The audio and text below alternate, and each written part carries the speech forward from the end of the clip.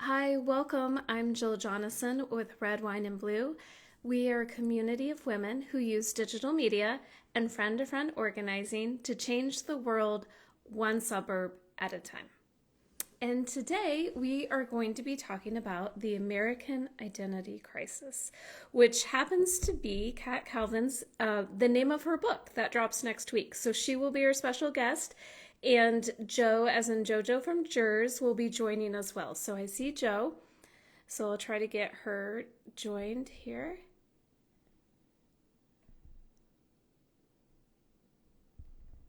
And thank you for your patience as always. It takes a little while to get things going. If you're just joining, I'm Jill with Red Wine and Blue. We are going to be having a conversation about the American Identity Crisis, which is the name of the book that Kat Calvin has coming out next week. So she will be joining us as well. Is joining. I think I've got her here. There she is. Hey, Joe. Hi. Hi. How are you? Good. How you doing? Good. All right. I think I have something stuck in my tooth. Oh, God. Do I? I just had lunch, so I probably do too. I forgot to look, so I will try to be careful of that. That's so funny. I put chia seeds on things sometimes, but wow. They do get stuck. Oh my gosh. Love going live. So fun. I think it's gone now. But I was talking and I was like, well, that's awkward. I don't know what to do except own it. I'm just going to own it. So are you one of those people who will tell someone? Yeah. And I want you to tell me. Tell me. I don't see anything. But I literally just lost my teeth after lunch. So I feel you. I feel you. Everybody should tell your friends. Don't let them walk around like that. It's okay. Like, you can be embarrassed for a minute or two. It's better than being embarrassed for like hours and not knowing. So anyway. Oh no, did we lose Joe? Joe, you're frozen.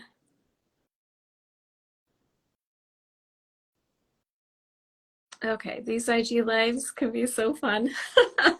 So we'll see if Joe gets back on here. I'll start over if I have to again. But anyway, I'm Jill with Red, White, and Blue. Here we go.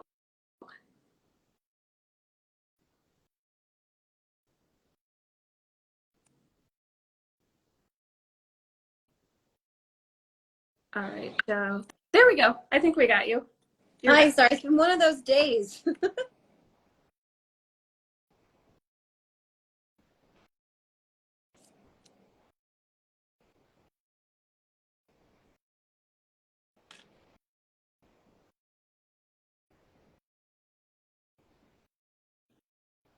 For some reason, IG Live is like the hardest one to do, I feel like. Am I frozen? No, not anymore. You were. So were you for me. Oh my gosh. What's going on? You know what? I don't know if, whatever. Rachel's here. Rachel, are you seeing Jill and I alternately frozen? We're both frozen at the same time. Rachel, talk to us. What do you see? A movie. I can see you moving. So that's good. But I think Kat maybe is having trouble joining. Oh my God. Now you get to see like my up close. This is so well, now I can really see if there's something in your teeth, and you look good to me. Yeah, it's like one of those days I was just like literally shoving some chicken down my throat. Eat, and then I was like, well, I need to floss. Oh, I'm frozen again. Jill's frozen. Y'all see anything? Is Jill frozen? Am I frozen? Okay. You're not anymore. Neither are frozen. Okay. Well, I was trying to check my email. I thought something came up from Kat, but maybe not. So there she is. Is she joined? Oh, yes. Okay. What is today? Tuesday? Is it only Tuesday? Okay. Not even possible. We started off great. There she is. Yay! Hello. Hey, Kat, how are you? I am great. How are you? Good. Well, we're doing better now. IG Live is like, I don't know why. It's always hard to get us started. I had something stuck It's in a my nightmare. tooth. Joe was frozen. I don't know. There's an IG Live curse. Every time I do it, something terrible goes wrong. Okay, that makes Yeah, me feel better. I'm like, it's I not. don't know what it is. TikTok, we do lives on TikTok. That seems to go pretty well. But for some reason, IG is just a little crazy. But anyway, it doesn't matter. We're all here. So thank you for joining. I am so excited to talk to you because I feel like this is a subject I don't know enough about. And so let's talk about your book that comes out next week, which is called The American Identity Crisis. Can you just tell us like what led you to write this book and what does that mean? What is our crisis that we're dealing with right now? I can actually, hold on while I remove the 10 pounds of stuff on top. I can show it to you. This is my book. Yay! American Identity and Crisis. I know, I'm so excited. It comes out, oh my gosh, in exactly a week, next Tuesday, the 19th. And so it is about the ID crisis that we have in America. And don't feel bad that you don't know about it. Nobody does. That's why I wrote a book. So what I do for a living is I run an organization that helps people get government issued photo ID, which you would think everyone has, but actually 26 million American adults don't have photo ID. It's more than the population of every state except Texas and California. And without that ID, think about everything you use your ID for. You need it for jobs, for housing, for access to services, for literally everything. And yet we have 11% of American adults who don't have it. And they're tough to get. We've all been to the DMV, unfortunately, right? We know how hard it is to get them. First of all, you need a birth certificate, which if you go to Vital Records and ask for a birth certificate, they will ask you for your ID. And if you don't have it, it's a tough process to get it. It's expensive.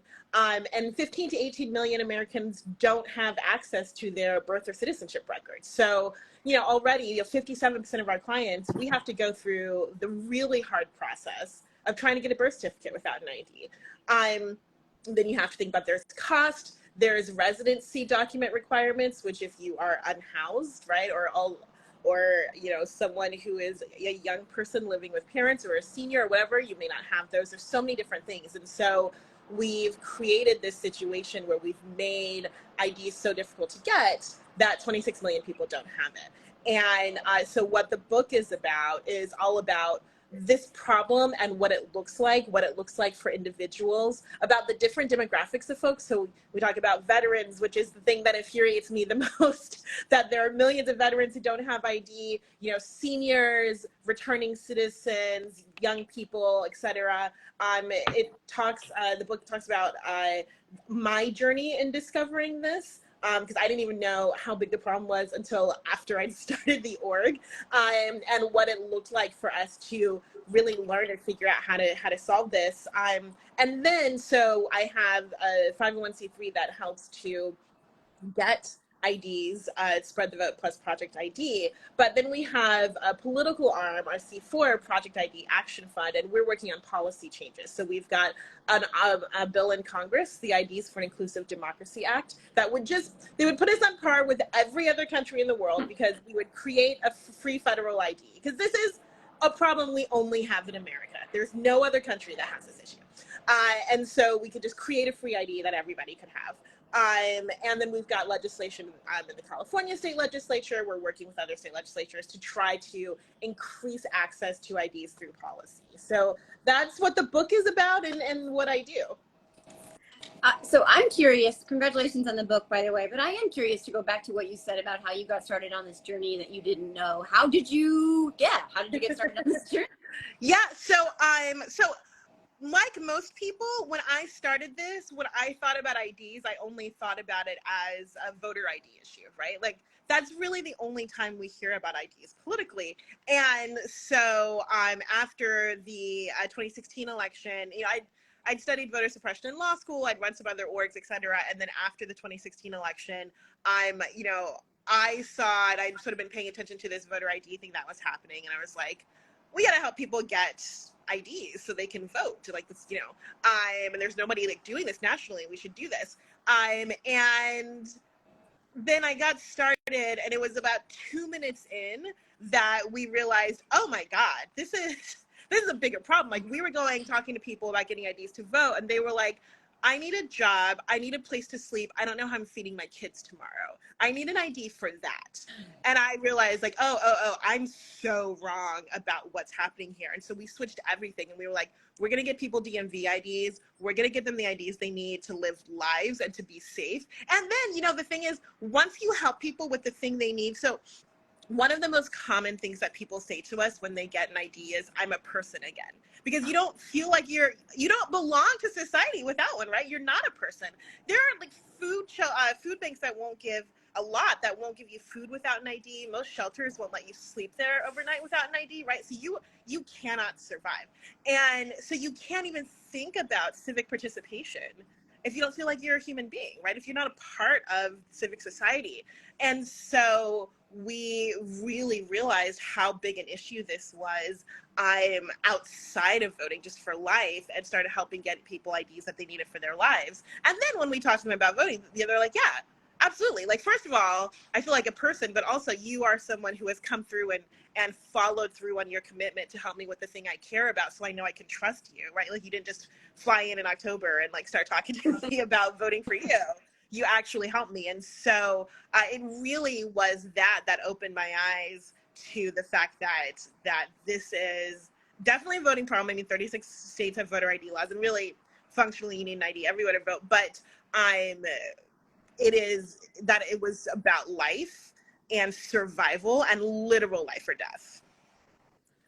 That's wild. And I was going to ask you about other countries. Are we the only country? And you already answered that. And so I don't understand, why don't we have free IDs? Like, what is the reasoning behind us not having them? Two reasons. One, I mean, it's the same thing like asking, why don't we have universal health care, right? Like, we are a nation that believes that you have to earn the right to live. And so we don't do anything that every other country does. We don't provide housing, right? We don't think food is a human right. The other thing too, though, and the reason that, I wrote the book, and why I'm constantly beating the drum, and that I'm trying so hard to get the message out, and certainly not just me, is that people don't really know. So this is, 9/11 was yesterday. This is a problem that became a crisis after 9/11.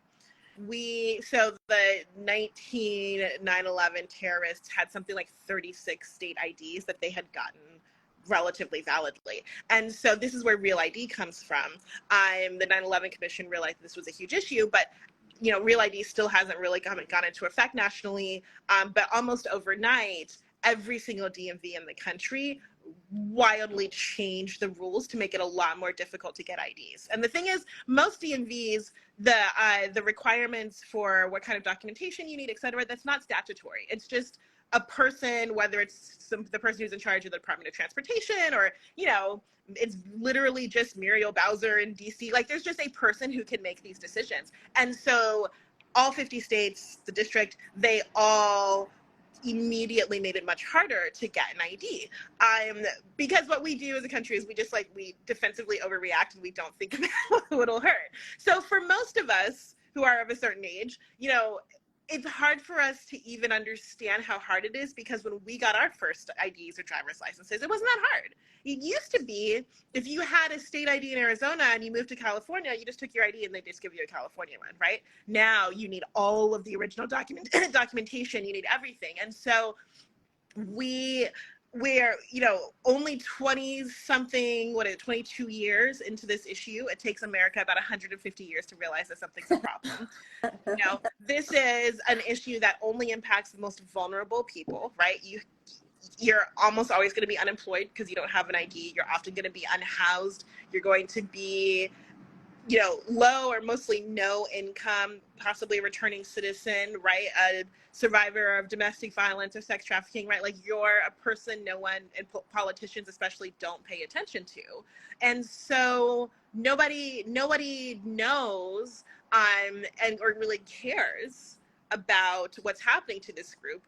We're also, because we're a nation that is so segregated by socioeconomic status, you are almost always either going to be in a room where everyone has an ID or be in a room where nobody has an ID, right? But you're not going to book club or to dinner or like out with friends or whatever. And like some of you have IDs and are unhoused, and some of you have homes and driver's licenses, right? Like that's not how we operate as a society. So we never even see or interact with people who don't have IDs because we're complete. But if you are a person, you know, we get an ID for a client and they send 5 of their friends and family members, right? Because everybody they know has this issue.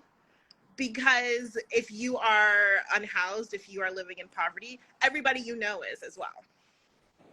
I am so fascinated by this idea. I just think about this cycle where it just keeps feeding itself, and these people who are stuck in this like tumble of not being able to get IDs and not being able to do anything, you know, that requires IDs, and it just keeps them in this place where they're so suppressed and marginalized, and it's really difficult. Obviously, you've come along and seen this need because really there's no tool for them until you to get out. And because I often think like from a political perspective, you know, you would think that this would be advantageous to one side and to, you know, to the Democrats maybe to try and, you know, go and help these people. But you said they're not even paying attention to them because they're not even out there in plain view. So I think that's so fascinating because you are giving them an opportunity, a tool to get to finally break out of that whole system, essentially. That reality. Yeah, and you know, you make a good point. So there are people on both sides of the aisle who don't have IDs, right? And one of the calculations, for instance, if we talk about voter ID, that was made when Republicans were really pushing voter ID laws was, well, the percentage of people who don't have ID who would vote for us, they're a small enough percentage that it's worth it to us to be able to sort of flush them because there's going to be a large percentage of people who would vote for the other side. That actually mathematically doesn't actually add up the way they think it does, but they were willing to sacrifice those folks. The Dems then are also willing to sacrifice those folks because the way that Dems usually do voter outreach is they only go to likely and recent voters. So we have a very hard time getting politicians on either side of the aisle to come to homeless shelters, right? Or to come, we run a national program for incarcerated voters called Vote by Mail in Jail. It's the only program that works with incarcerated voters in jails across the country. We have a very hard time getting politicians on either side of the aisle to do, you know, events to talk to incarcerated voters, right? Because it's a population, because they'll say, well, homeless people don't vote. It's like, well, you know what, they would if A, you would talk to them, and B, anybody cared, and C, we made sure they had IDs and some education and could get to the polls, you know. But so it's both sides of the aisle have just decided that this is a population that is disposable. Because voter turnout in this country is directly proportional to socioeconomic status, right? 99% of the top 1% votes. For obvious reasons, it's easier, right? I'm a lawyer. I always have time. I can vote. It's California. Voting is very difficult. It's very easy in California, but it's also very hard because our ballots are always 10 million pages. They're full of 10 trillion different ballot measures. Every Californian is an expert on dialysis and kidney disease at this point because we vote for it every year, right? But it's a hard thing. But like, I can spend 5 hours and have a glass of wine and 4 screens and do the research, right? But that is not something that most people can do. And there are so many micro barriers, IDs being one of them, transportation to polling places, language accessibility, education and voter education, childcare, right? Like all of these things that compound. So if you have one micro barrier impacting you, you probably have 2 or 3 or 4. And that's just too much for either side to really bother with. And I talk to campaigns all the time where I'm like, hey, you're trying to win. You know, the way that AOC won the first time is that she and her team actually had to build a new voter system to go to reach out to people who had not voted before, because the voting system that Dems use doesn't allow you to do that. They only allow you to go to people who voted recently and are likely voters.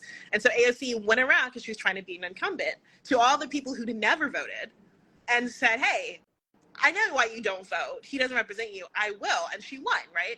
And I talk to politicians all the time. And I'm like, hey, you want to win? You want to beat these incumbents? You should go to the people who are not the people who voted for this same person since 1976.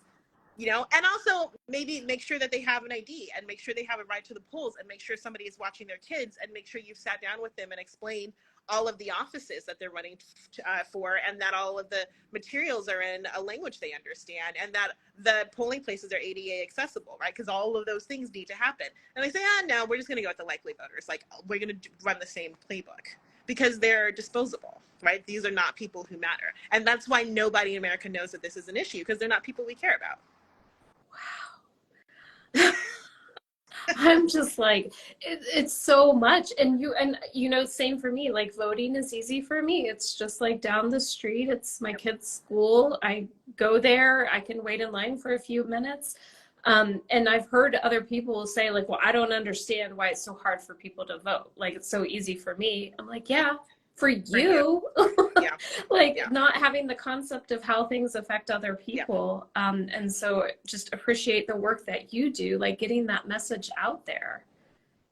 Thanks. I mean, I don't blame anyone for not knowing about this issue.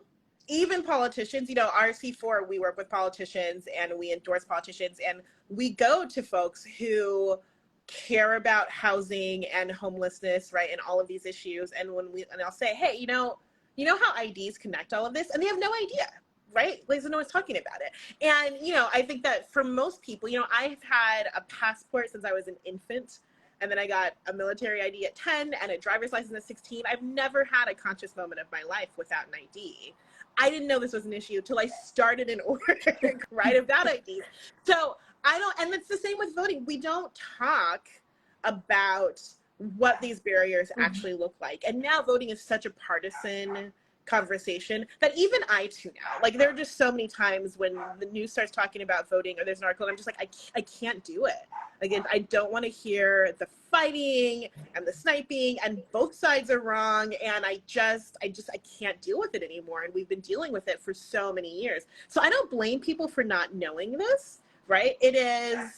It's something that we've never cared, because we really do have a caste system in America. And sorry, you can hear my dog barking. And so, we don't care. But also for folks who, like, if you really cared about knowing, like, why isn't the person living on a tent in Skid Row voting? Like, you'd be hard pressed to find, you'd have to do some deep Googling, right? To find, like, the one person who maybe wrote an article 10 years ago, because no one's covering it. And so I don't actually get upset when people don't know.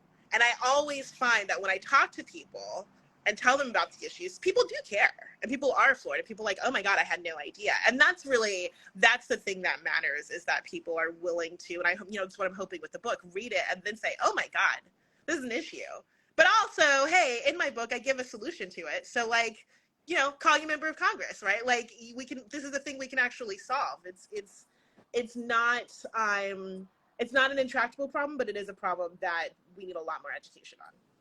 Yeah, and I love that, because that's what, we have these conversations for. Like, we have these conversations about things we don't necessarily know about ourselves, so that we can, introduce them to other people, but also learn at the same time, and then they can learn at the same time. But we always try to have, like, some kind of call to action where it's not like it's just a problem you identify. It's a problem you identify, and then you work towards fixing. And this is a problem that has a solution that you've identified. And it's what I keep going back to is this idea about voting being partisan, because that really is so upsetting to me. And I know that is the case, but we look back at what just happened in Ohio in their special election in August. What we know is that Americans, like you said, they're actually really much more in favor of pro-democratic things. They really like this whole idea.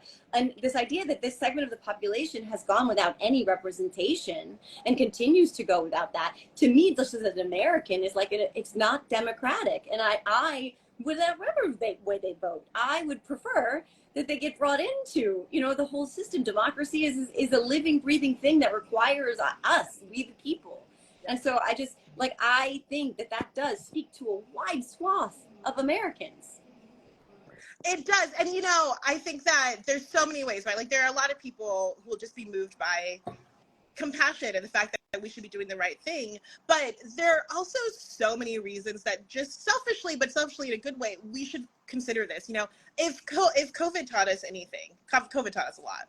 People don't care nearly as much about their grandparents as I thought they did. But I'm floored. But, it also not care about your gated Mhm. community, right? Mhm. Like it's not, no security guard is going to stop a pandemic from reaching you. And so maybe we should make sure that people who are living on the streets have a place to shower and to wash their hands and have access to vaccines, right? Before COVID, most major cities in America were at the beginning of typhoid crises because we have people living on the streets in every city in America interacting with rats. And so we were starting to have this issue. And of course, it wasn't just impacting people who were unhoused, it was starting to impact and to people who were just sort of walking by or who work downtown or whatever was starting to get it. And then COVID happened and we were separated, and then it actually, I think in a lot of ways stopped for now, not forever, that issue. But like we learned, maybe people should have healthcare, you know?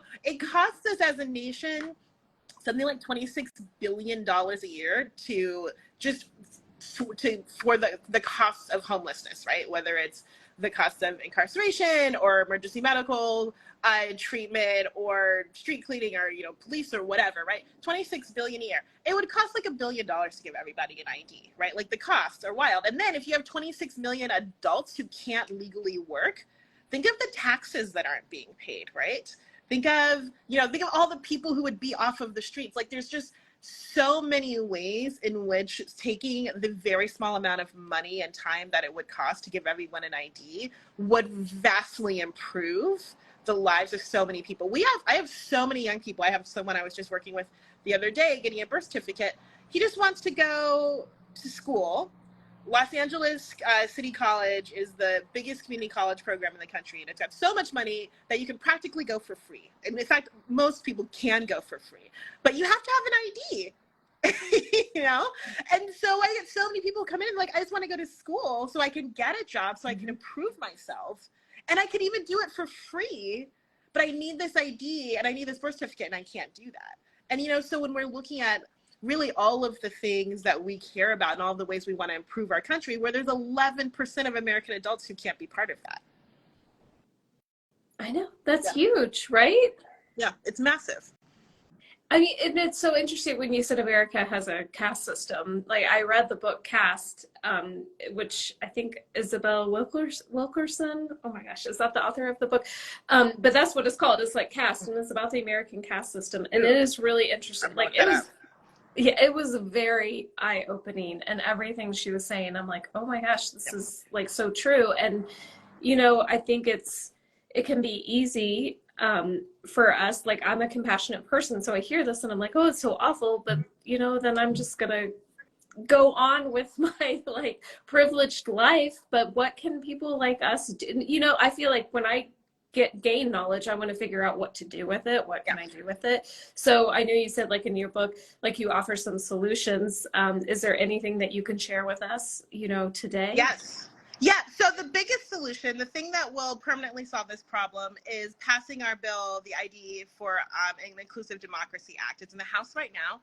You can go to id4id.org and see the text of the bill, see what it's about, but also we have a section where you can contact your member of Congress and ask them to support the bill. And we've got the email addresses, a place to text, scripts, things like that. So that is huge, because if we can get that bill passed, and it's written to be a totally like bipartisan bill, there's nothing about voting in it, even though it would allow people to vote, but we're not saying that out loud. So nobody who heard that, don't say that. It's jobs and reducing recidivism and all these things that everyone cares about. And so right now, it's in the House. We're working on getting it in the Senate. We're working on getting it, through the 10 trillion processes. We've all seen Schoolhouse Rock. But calling your member of Congress and asking them to support it is huge, because that would permanently solve the issue. There are other things you can do. You can go on our website, projectid.org, and I'm trying to think of there's so many different ways. Obviously you can sort of volunteer with us or donate, which we super appreciate, as we work with partners around the country helping people get IDs. One of the things that I think people don't think about is every single town, wherever you are, there's a shelter or a food bank that has folks coming in who don't have ID, and there's an overworked social worker trying to help them. And, you know, you can go through us, but you can also just, if you have a place that's local that you like to volunteer, that you want to volunteer, you can go and say, hey, I know you guys probably have people who don't have IDs. Is there a way I can help? Because I can, you know, our average ID cost is $40. It sort of ranges depending on where you are. You can say, I'm happy to just donate $20 a month to my, my local shelter, so that you could cover somebody's ID. Or would it be helpful if I came in and helped drive people to the DMV? You know, you can do it on your sort of local basis. You can do it through us. Obviously, I'm going to say pre-order my book, American Identity in Crisis, which will give you a, it's short. I tried to make it funny. I threw in some jokes. It's pink, so come on. But also, my goal with it was to give you a sense of what this really looks like, so that then, if you're a veteran or you care about veterans, which we all should, but, maybe you have a veterans org or whatever, and you can say, hey, I didn't realize this was such a big problem for veterans. Let me see how I can get involved with my local veterans org, or with, LGBTQ youth, or like whatever.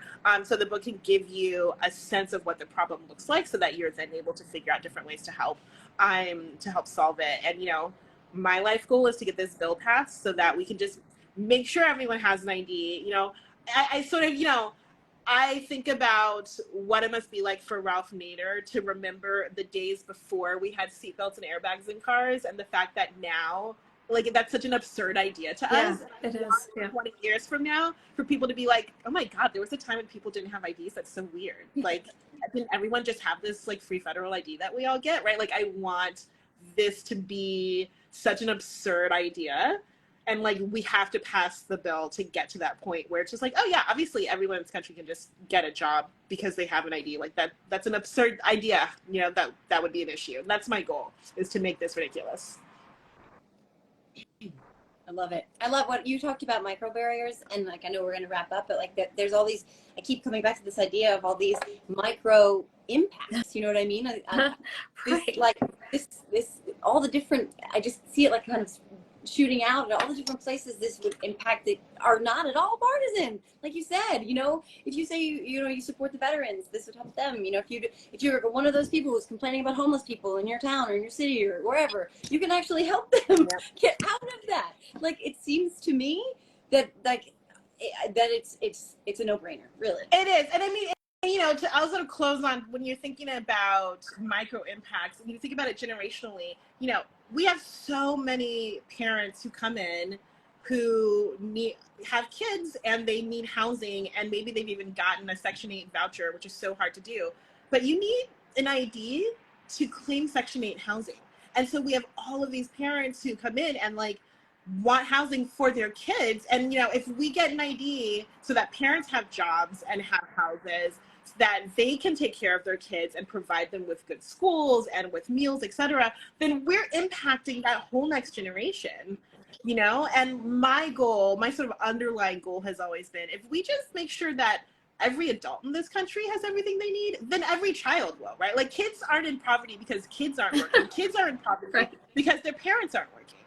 And so we can solve so many issues that are, run through so many different layers of society by just making sure that everyone has their basic needs covered. And you can't even get SNAP, right, or Medi-Cal or Medicare or Medicaid or anything without an ID. So if you want any government benefits, you need an ID. So if we want to have those impacts on every generation, it has to start with this. Wow, I just feel like I keep coming to mind, like, it's so baseline. Like, we have to start here. And what I love about this, and I'm just like taking in, it's going to take me a while to process this. I'm definitely going to order your book. But it's like, I feel like so many policy things are really complicated, and a lot of us are like, oh, it's so complicated, I can't understand it. Those of us who are lawyers or like studying this kind of stuff. But this seems very easy to understand. And this simple thing could like have such a huge impact, just like you're explaining. Like, this makes a lot of sense to me. Like, I don't understand. I'm like, why don't we all know about this? Keep saying that. Well, I'm shouting as loud as I can, but thank you, because being able to do things like this helps me be able to get the message out to more people who will hopefully spread the word. And that's how we're going to make sure that every American knows about this issue. And once every American knows about this issue, then I believe we'll all fight to solve it. Yeah, I think so. Yeah. Joe, do you have any other questions? No, it's identifying a problem, providing a solution, not just for the present, but for the future. I mean, like for our kids, for everyone's kids. Like that's what we're doing, right? That's why we're here. Yep. Yeah, I love it. Yeah. I'm just so impressed. I know.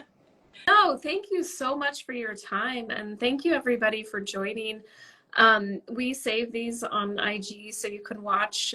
Just fast forward the first few minutes. The way we all connect. And I don't know. I'm always so awkward the first few minutes of IG, but whatever. I'm awkward. People are awkward. But anyway, thank you for joining us. Good luck with the book launch. And I guess just a couple of places, where can people find you? I know you're involved with a couple organizations. Yeah. So I'm on Instagram. I'm Kat Calvin LA, which is here, and I'm actually starting my book tour on the 18th next week.